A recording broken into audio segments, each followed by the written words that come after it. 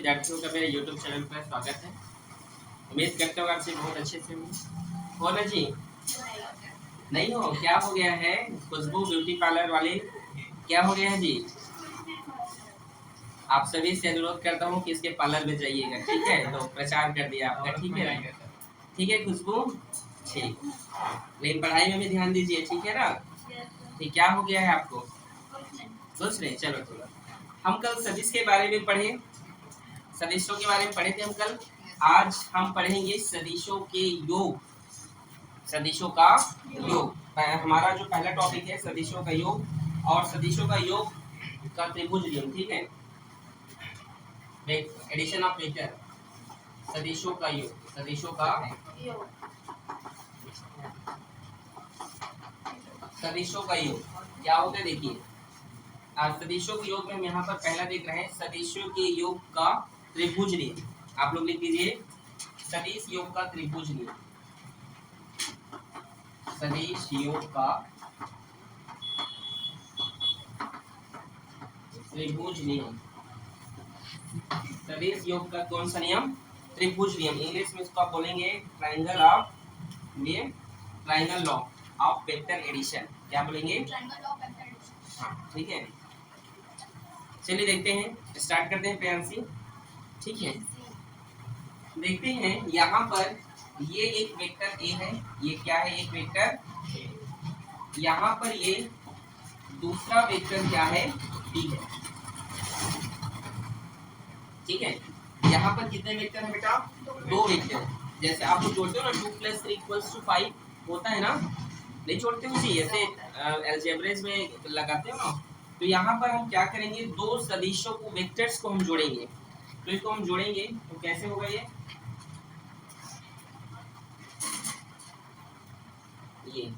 ठीक है? ये ए, ये बी और इसके रिजल्टेंट कहते हैं इसको R = A + B, ठीक है? ये है इसको जोड़ने के लिए ये शॉर्टकट, ये शॉर्टकट नहीं, ठीक है? ये इसको जोड़ा गया है, ठीक है? इस तरीके से त्रिभुज बना कि नहीं यहाँ पर? तो इसको कैसे बोलते हैं इसको आप लोग को समझना है, ठीक है? तो चलिए इसको क्या पढ़ते हैं, आपको मैं एक बार यहाँ पे बोल रहा हूँ, आप लोग समझेंगे।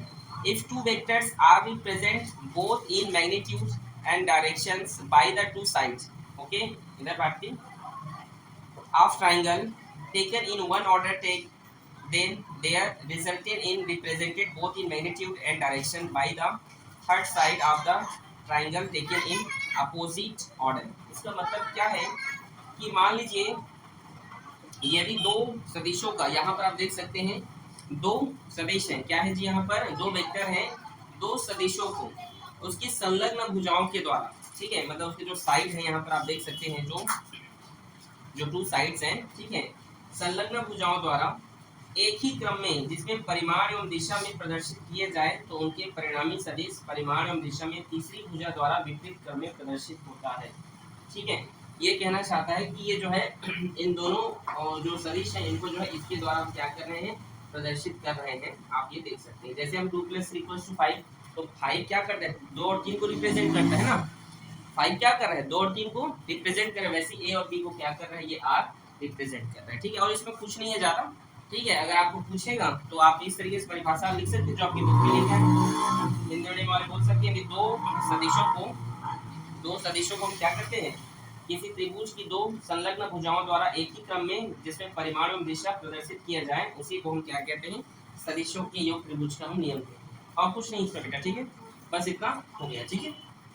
अब सदिश योग का समांतर चतुर्भुज का नियम, ठीक है? सदिश योग का समांतर चतुर्भुज का नियम, ठीक है? सदिश योग का समांतर चतुर्भुज का नियम क्या होता है? चलिए देखिए, ठीक है? बड़े ध्यान से देखेंगे, फिगर आपको अच्छे से बनाने आने चाहिए, ठीक है? ध्यान से देखिएगा। ये दो वेक्टर है, ए वेक्टर और ये क्या है? बी वेक्टर, ये इसका ओरिजिन, ठीक है? ध्यान से देखिए, दो सदिश राशि है ए और बी, ठीक है? इन दोनों को हमने क्या कर दिया? इस तरीके से हमने दोनों को मिला दिया, ठीक है? और इसका हमने रिजल्टेंट जो लिया है परिणामी जो लिया है उसे हमने क्या मान लिया यहाँ पे आर मान लिया। क्या माना? इधर देखिए भारती, पहले ये पूरा वैल्यू को हमने थीटा माना, क्या माना, और इसको हमने माना है अल्फा, ठीक है। और ठीक है, इसको हमने नाम दिया है ए, इसको हमने नाम दिया है बी, इसको हमने नाम दिया है सी, ठीक है। मैं क्या कर रहा हूँ, इस भुजा को जो है आगे इस तरीके से बढ़ाया, इस लाइन को इस तरीके से आगे इंक्रीज किया हो, और इसको जो है इस तरीके से इसको इसमें मिला दिया, ठीक है। अगर ये थीटा है तो ये भी क्या, ये अगर थीटा है तो ये भी क्या होगा, थीटा होगा, ठीक है। इस पॉइंट को मैंने नाम दिया है टी, ठीक। यहाँ तक किसी कोई प्रॉब्लम समझ में आया? ठीक है, चलिए स्टार्ट करते हैं। यहाँ पर राइट ट्राइंगल दिखाई दे रहा है आपको, ए बी डी, समकोण त्रिभुज है ना, है ना, ठीक है। तो समकोण त्रिभुज, राइट ट्राइंगल समकोण त्रिभुज ए बी डी से हम यहाँ पर साइन थीटा निकाल रहे हैं।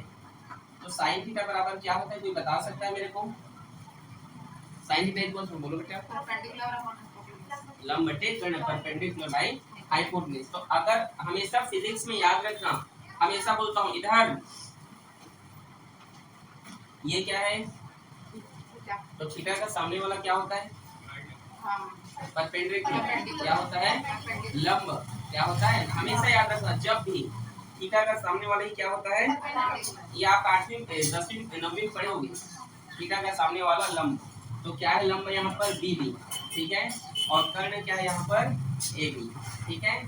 तो साइन थीटा इक्वल्स टू, देखना नहीं कोई, पहले ध्यान से देखिए, अगर आप समझेंगे नहीं क्या मतलब का, ए बी का वैल्यू क्या होगा, ए बी इस लाइन के इक्वल है, ए बी इस लाइन के इक्वल है, देखो है ना। तो ए बी का मान क्या होगा, बी वेक्टर, क्या होगा, तो मुझे बी डी का वैल्यू फाइंड हो गया B vector into sine theta, equation number first, बोलो समझ में आया? यहाँ पे एक और राइट एंगल है, ठीक है, समकोण त्रिभुज, वो है ए बी डी, इसी में हम निकाल रहे हैं cos थीटा। क्या निकाल रहे हैं, cos थीटा बराबर क्या होता है मोनिका, आधार। तो बेटा इसमें आधार क्या है, ए डी, और कर्ण क्या है, ए डी। तो A D by A D cos theta equals to A D by A D का वैल्यू क्या है, ए डी का वैल्यू बी वेक्टर। तो ए डी का हम मान निकालेंगे तो क्या होगा, वो B vector cos theta, equation number 2। समझ में आया मोनिका? इसको नहीं आया बताइए आपको, थोड़ा इधर खिसकिए, तो आप इधर बैठो, चलो इधर बैठिए। कहाँ से नहीं आया समझ में, यहाँ से, ये भी बी डी अपॉन बी, ये कैसे, देखिए राइट एंगल ट्राइंगल यहाँ पर ए बी डी है, ए बी डी, इसमें देखिए हम साइन थीटा निकाल रहे हैं। तो साइन थीटा बराबर क्या होता है, परपेंडिकुलर बाय हाइपोटेन्यूज। तो परपेंडिकुलर यहाँ पर क्या है, बी डी है, तो बी डी, और हाइपोटेन्यूज क्या, ए बी, और ए बी का वैल्यू क्या है, बी वेक्टर, तो इसीलिए बी वेक्टर लिखा हूँ। बी डी का बी डी है, डिवाइड में इधर जाएगा तो इंटू में होगा, तो B vector into sine theta हो गया, ये डिवाइड, भाग में उधर जाए तो गुणा में होगा ना, तो बढ़िया इसको अरेंज करके लिखा हूँ। फिर वैसे यहाँ पर हम cos थीटा निकालेंगे इस ट्राइंगल में, ठीक है, cos थीटा निकालेंगे तो cos थीटा इक्वल्स टू क्या होता है, AD बाई AB, क्योंकि cos का बराबर क्या होता है, बेस बाई हाइपोटेन्यूज, आधार बटे कर्ण, तो आधार है AD और हाइपोटेन्यूज AB, AB का मान B वेक्टर, तो AD का मान मुझे पता चल गया, तो B इधर भाग में इधर जाएगा तो गुणा में। आप समझे, ध्यान से देखिए आप लोग, ठीक है। अब आगे देखिए, यहाँ पर हम पाइथागोरस का सूत्र लगाएंगे, पाइथागोरस का सूत्र क्या है, पाइथागोरस का सूत्र, तो पाइथागोरस का सूत्र हम लगाएंगे, समकोण त्रिभुज, यहाँ पर देखिए दो त्रिभुज है, एक ABD है और OBD है, ठीक है, दोनों से बनेगा, लेकिन मैं बड़े त्रिभुज का यूज करूंगा। सर बड़े त्रिभुज का यूज क्यों करोगे, छोटे त्रिभुज का यूज करोगे थोड़ा और ज्यादा लंबा बनेगा, बड़े त्रिभुज का यूज करूंगा तो जल्दी बन जाएगा, ठीक है। तो पाइथागोरस का सूत्र जो है ट्राइंगल OBD से, ठीक है, OBD में मैं लगाऊंगा OBD, ठीक है, ठीक है जी, OBD, ठीक है। चलो क्या होता है पाइथागोरस का सूत्र, आप ही बोलो तो, जोर से बोलिए, बेस बाई क्या आपको याद नहीं रहता भारती? आप बोलिए बेटा, देख सुनना। ठीक है। हाँ, जैसे इंग्लिश में हम लोग hypotenuse square equals to base square plus perpendicular square, या जो भी आपको जैसा ठीक लगे करने पर बराबर आधार का वर्ग प्लस लंब को लंब पहले बोलिए आधार पहले बोलो, ठीक है। तो चलिए यहाँ पर कर्ण क्या है, ओ बी, तो यहाँ पर लिख सकता हूँ ओ बी का स्क्वायर लिख सकता हूँ। आधार क्या है, बेस क्या है, ओ डी है ना, क्योंकि ओ बी डी में बेस क्या है, ओ डी, तो यहाँ लिख सकता हूँ ओ डी का स्क्वायर प्लस यहाँ लंब क्या है, बी डी का स्क्वायर। समझ गए, समझे? O B square equal to O D. मुझे बताइए जो ओ डी है ये किससे किससे मिलकर बना है, ओ ए प्लस ए डी से बना होगा। ये कैसे बना है, एस इसको इतने और इतने को जोड़ने से बना है ना। ये किसे कैसे बनाओ, उसको इतने में मतलब इतने में इतने जोड़ोगे तो ये बनेगा। समझ गए, समझे ना। तो हम बोल सकते हैं ओ ए प्लस ए डी का यहाँ स्क्वायर होगा और प्लस बी डी का बी डी स्क्वायर। समझ में आया? सर वहाँ ए वेक्टर क्यों नहीं ले सकते? यहाँ हाँ सर वो क्यों नहीं ले सकते, ए वेक्टर को तो ट्राइंगल हम लेंगे ना, ट्राइंगल लिए हैं हम, तो ट्राइंगल लिए हैं ना जी। सर वो साइड ए वेक्टर के इक्वल है। कौन ए वेक्टर के इक्वल है? सर जैसे इसमें ए को बोल रही है, ए बी के बदले सर हम लोग बी वेक्टर ले लेते थे। ए बी जैसे सर इसमें नीचे वाले में ए बी के बदले हम लोग बी वेक्टर ले रहे थे ना सर। हाँ, ए बी के बदले हमने बी वेक्टर लिया, तो किसके बदले लेंगे सर? अभी यहाँ ओ ए के बदले ए वेक्टर ले हाँ सकते ए तो लेंगे ना, वो तो आप थोड़ा वेट कीजिए, लेंगे क्यों नहीं लेंगे, थोड़ा इंतजार करो भाई, ठीक है।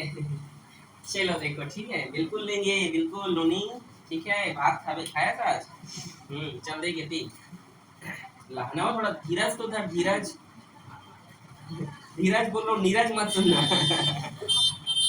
आ रहे समझ में। चलो देखो, चलो देखो, देखो यहाँ पर एक फॉर्मूला बन रहा है, फॉर्मूला है a प्लस बी का होल स्क्वायर। चलो बोलो क्या होता है, a का स्क्वायर प्लस बी का स्क्वायर, a का स्क्वायर प्लस बी का स्क्वायर प्लस 2a और b, यही होता है। तो देखो a का स्क्वायर मतलब ये इतना पूरा a है, इतना पूरा क्या है, b है, तो a square plus b square plus 2ab, ठीक है। और यहाँ क्या है लास्ट में, बी डी का स्क्वायर। समझ में आया? आगे यहाँ तक। अब देखिए यहाँ पर आप बताइए मेरे को, ओ बी का वैल्यू क्या है, ये ओ है, ये बी, इसका वैल्यू क्या है, आर वेक्टर है। तो यहाँ पर मैं लिख सकता हूँ क्या, यहाँ लिख दे रहा हूँ, ठीक है, आर वेक्टर, यही नीचे में लिख दे रहा हूँ आर वेक्टर, ठीक है।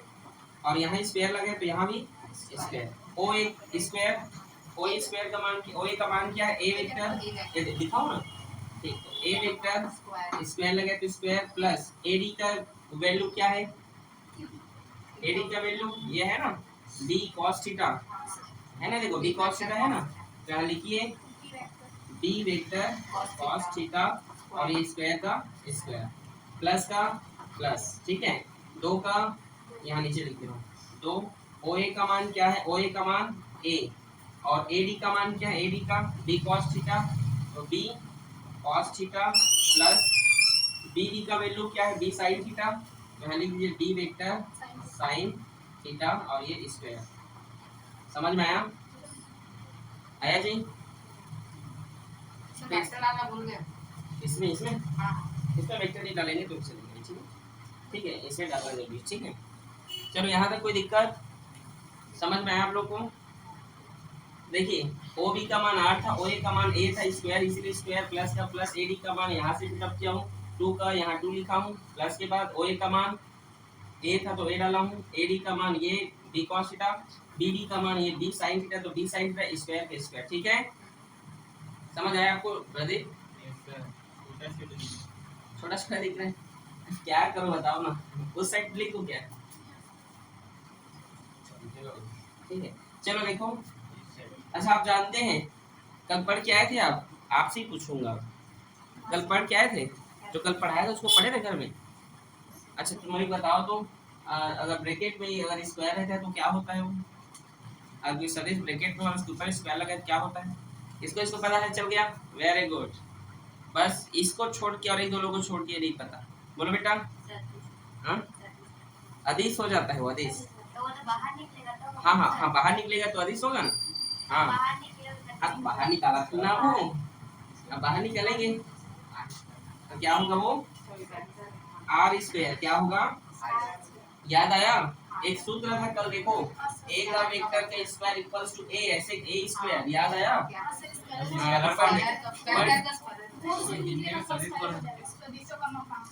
ठीक है, याद आ रहा है कि नहीं, तो कैसे, आपको तो याद ही नहीं है, थोड़ा ध्यान दीजिए।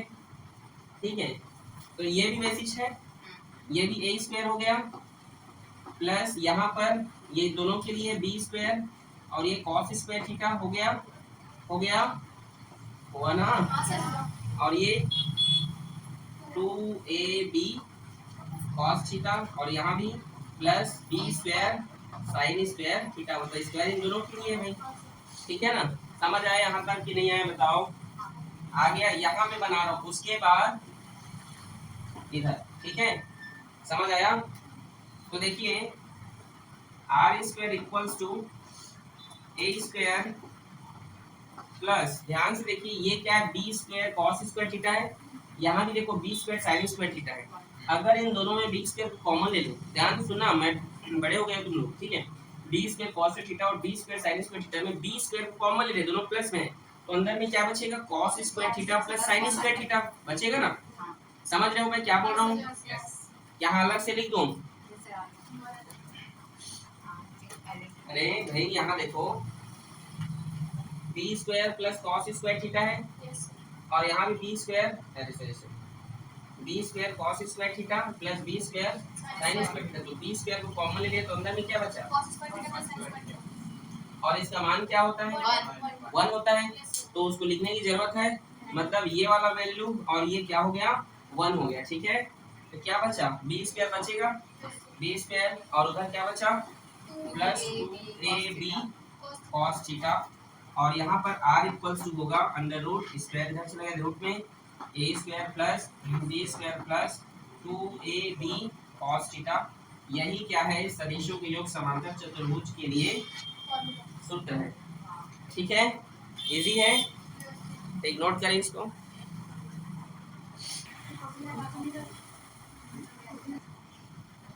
चलिए आगे देखते हैं, हम इसी में डायरेक्शन निकालना, इसकी दिशा फाइंड करना, तो यहाँ को मैं मिटा रहा हूँ। ठीक है, देखिएगा कि हम इसके डायरेक्शन को कैसे फाइंड कर सकते हैं। ठीक है, इसी के आगे है ये, इसकी डायरेक्शन कैसे फाइंड किया जाता है। ठीक है, तो देखिए यहाँ पर अल्फा दिया हुआ है, और डायरेक्शन के लिए हम tan का यूज करते हैं, तो tan अल्फा, और tan अल्फा tan थीटा बराबर क्या होता है जानते हैं कोई, सही बोल रहे हैं। हाँ ठीक है, परपेंडिकुलर बाई बेस, लंब बटे आधार। ठीक है, तो ये क्या है, इसके सामने वाला क्या होगा, लंब होगा, होगा ना। ठीक है, तो क्या है, बी डी, और आधार क्या है, ओ डी। ठीक है, आ रहा है समझ में। tan अल्फा, बी डी का वैल्यू क्या है आप देख सकते हैं, डी साइन थीटा। ठीक है, और ओडी किससे किससे मिलकर बना है, तो आप देख सकते हैं ओ ए प्लस ए डी से।